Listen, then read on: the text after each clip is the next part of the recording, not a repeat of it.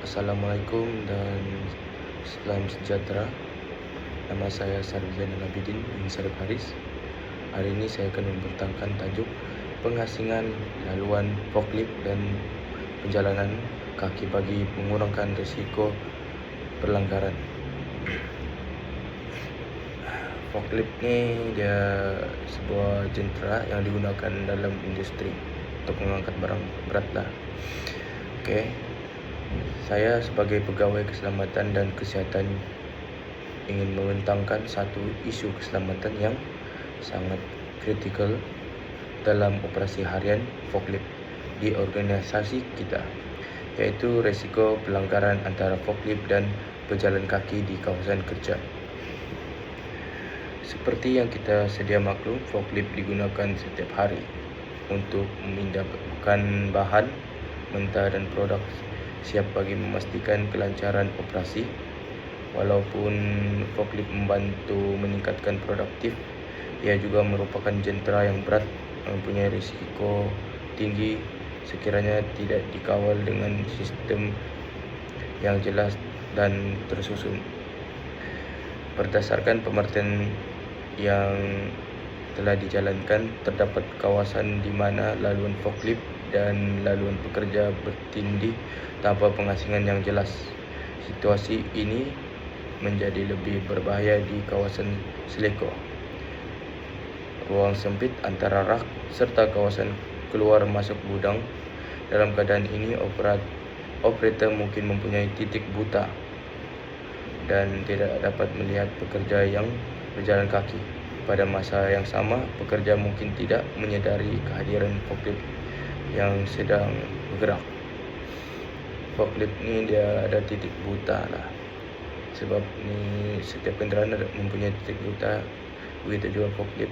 Dan ni kita perlu pengasingan yang sistematik lah untuk ni kenderaan berat dalam industri. Sekiranya berlaku pelanggaran, impaknya boleh menjadi sangat serius. Kecederaan seperti patah tulang, kecederaan dalam atau kecederaan kepala boleh berlaku. Dalam kes yang lebih teruk, ia boleh membawa kepada kehilangan nyawa.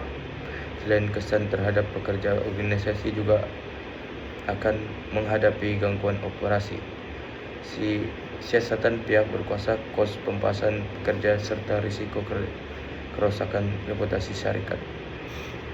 Ia boleh menjejaskan syarikat lah jika insiden berlaku.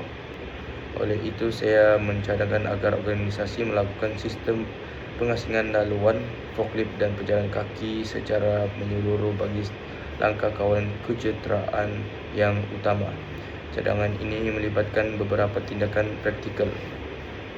Pertama, melakukan penanda lantai yang jelas menggunakan warna keselamatan bagi membezakan laluan forklift dan laluan perjalan kaki. Kedua, memasang penghadang fizikal di kawasan berisiko tinggi untuk mengelakkan pekerja memasuki laluan forklift secara tidak sengaja. Ketiga, memasang papan tanda amaran yang jelas dan mudah dilihat.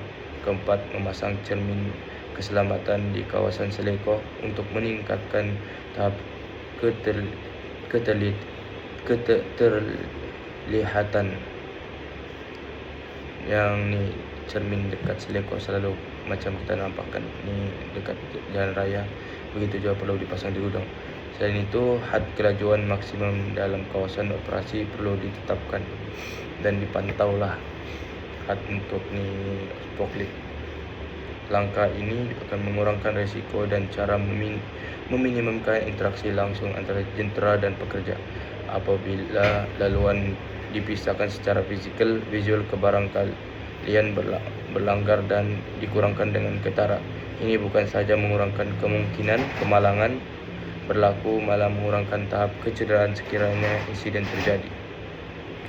Dari sudut pengurusan, cadangan ini adalah realistik dan kosnya adalah munasabah. Kos penanda lantai, papan tanda, cermin keselamatan adalah jauh lebih rendah berbanding kos akibat satu kemalangan serius yang melibatkan pampasan, rawatan, perubatan, dan kehilangan masa operasi. Pelaksanaan boleh dibuat secara peringkat, bermula dengan kawasan yang dikenal pasti sebagai risiko tinggi dalam satu gudang ataupun site. Selain itu, sesi taklimat keselamatan ringkas boleh diberikan kepada kaki tangan semua pekerja bagi memastikan mereka memahami perubahan laluan dan kepentingan mematuhi sistem yang diperkenalkan. Kesimpulannya, pengasingan laluan forklift dan perjalanan kaki merupakan langkah pencegahan yang paling praktikal, berkesan, mampu mengurangkan risiko kemalangan secara signifikan, dan dengan sokongan dan kelulusan pihak pengurusan, pelaksanaan cadangan ini bukan sahaja akan meningkatkan keselamatan pekerja, malah melindungi organisasi daripada risiko kewangan dan reputasi dalam jangka panjang. Dan itu sahaja daripada saya. Sekian, terima kasih.